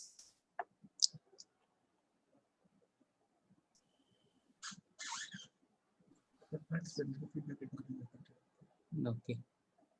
Sir, how this innovation leads to startup, and how he can become a successful entrepreneur, how he can lead? Yeah. So see, sometimes some of these regular businesses, I think there are so many players, right? So even if you start a small grocery shop, or even if you start small fruit shop or anything, there are many. And if at all, if you are successful, maybe because of need or anything, I think you would also become successful. Or if you want to sustain, maybe it might work or may not work. However, when it comes to innovation, for sure, if the product is really valued or service is really valued, the scale is really big, the impact is really big. So that is the power of innovation. So when an innovative product, I think you convert into an entrepreneurial idea, the scale factor is really big. That is what I think you can imagine. Maybe Elon Musk, I think if you see, the idea is very vague. I think someone wants to go to the space. He started a SpaceX, right? The space starship, I think he's developing. It's only concept, and he sold it to a Japanese guy, Masaku. I think he invested almost, he bought the ticket also, $1 billion ticket. He bought that, and he already secured us. If at all the ship goes and if goes out, a man goes to the Mars, probably I think he's going to be the first traveler. See, the idea he could able to sell to someone and invested. Today, Microsoft, the Bill Gates got displaced to the third position because of his ideas. Elon Musk has become, I think last week he became a second richest on the earth. Why? Because the ideas, the innovations which he is thinking of are very wide and people are believing in, and the thought is really strong and very core, and people are investing. So if you go with innovation, the investors get attracted, the customers get attracted, and your scale is really big. Hope it clarifies. Okay. So we have compliments also from Professor V. Narasimha. Thank you, sir. Thank you very much. Thank you, sir. Narasimha Rao sir is from which department, sir? I think it's from EEE, I think. EEE, sir. Now the students are all branches, sir, or all branches we are having, sir. All branches. Very nice. All branches we are having. Yeah. But actual thing is, we are having final year exams and all those things. It's a club. Yes, so we are having a little bit less participants. Yes, I understand. Anyway, your is very inspiring, sir. Thank you so much, sir. Thank you for the invitation. Yeah, thank you. I think most of our students gets motivated with your lecture. Yes, sir. Yeah. Most of the people, they didn't know their strengths also. Most of the students. Yeah, if someone has to motivate and initiate, then only they can start some model or innovation. That we are facing a lot of problems because of. The only thing is we have to motivate. Yes, sir. We have to inspire them with some examples. For that purpose itself, we are conducting lectures. Yes, sir. Yes, sir. Yes. Maybe I think they can join this Telegram app. I think the link is being given. So a lot of students from various engineering colleges are already there. So when some neighbor is also kind of getting motivated. Maybe I think some people might really get taken it to heart and take to the next level. So sure, I think we'll keep in touch, and for sure, I think this journey is not stopped here. We need to move on, and maybe a few students from Siddhartha Engineering College, if they come out as a great entrepreneurs or innovators, we are all happy. I think if this section is definitely our we also the same thing for that purpose only. So because people like you, if you by hearing your lecture, at least some students can inspire. They'll start thinking. They have strengths, but they didn't know. That is a major thing. Yes, sir.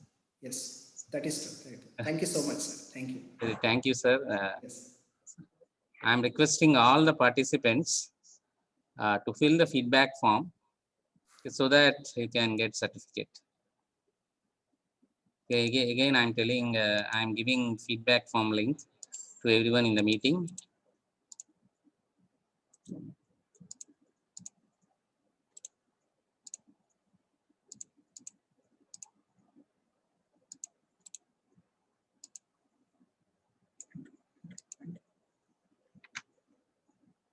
So if you fill this feedback form, your certificate is automatically, e-certificate gets generated.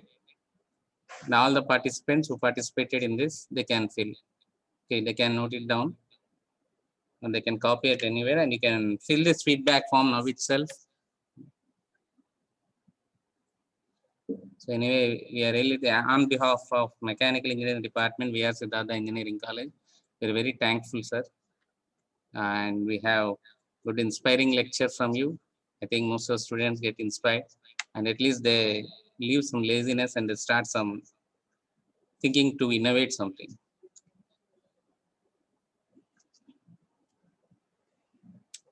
So, okay. Anyway, thank you, sir. Thank you, sir. Thank you. I'm just leaving. Thank you so much.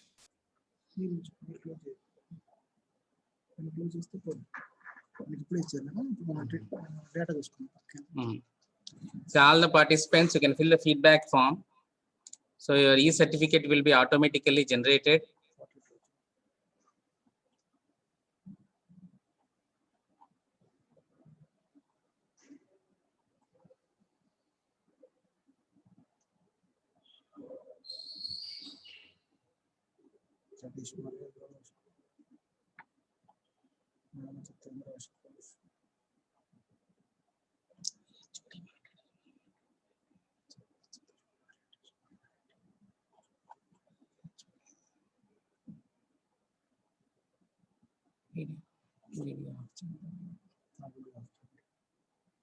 Video వస్తలేదు కదా ఇంకా video of చేస్తే so that we can hear. నాకు తెలిసి feedback form fill చేసిన వాళ్ళందరూ వెళ్ళిపోతారు అనుకో.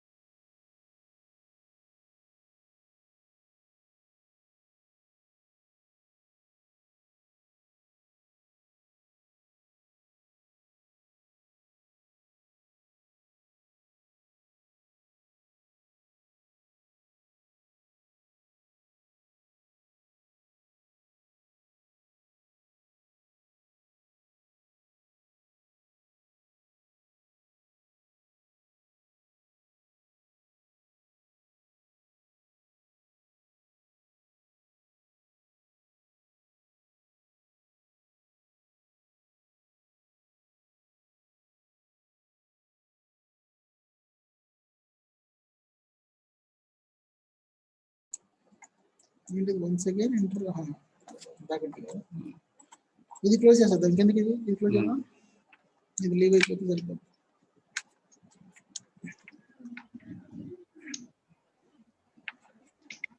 ఓహో, నరసింహ సార్ అంటే MD.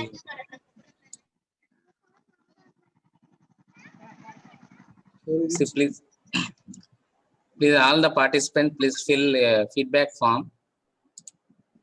so that you can get your e-certificate. Sir, already filled, sir. Already filled, then you can leave.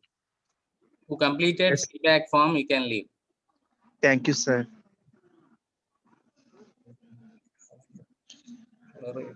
Sudhir. Sing Sudhir.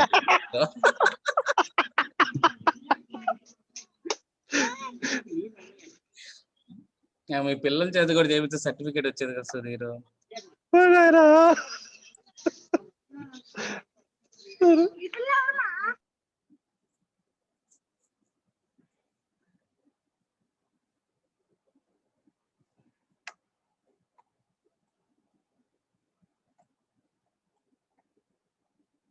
నేను ప్రకాష్ బాబు గారు ఇంకా చూడలేదు. చూసుంటాడు, ఎప్పుడు చూసుంటాడు. లీవ్ అవ్వాలి కాదు, కావాలి లీవ్ అవ్వాలి.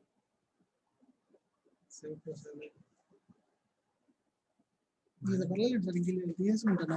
ఇంకా వీళ్ళు మనోళ్ళేగా, స్టూడెంట్స్ వాళ్ళు లేరుగా. స్టూడెంట్స్ వాళ్ళు Hello, sir. చెప్పు. Sir, in the place of designation, what we have to write, sir? Student. Student, okay. Anyway, it won't resemble in the certificate, but you have to write student. Okay. Complete the form. Okay, thank you, sir. Certificate చేయాలి sir. వచ్చేసింది, వచ్చేసిన certificate.